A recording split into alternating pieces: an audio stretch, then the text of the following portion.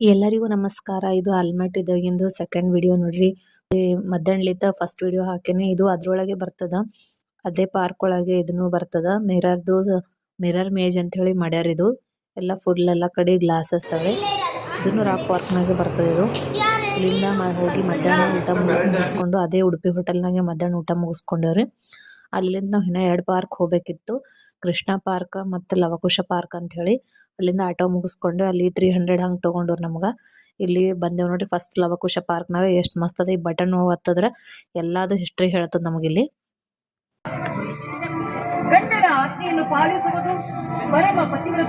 ಅದೇ ಲವಕುಶ ಇಬ್ರು ಅವಳ ಜೋಡಿ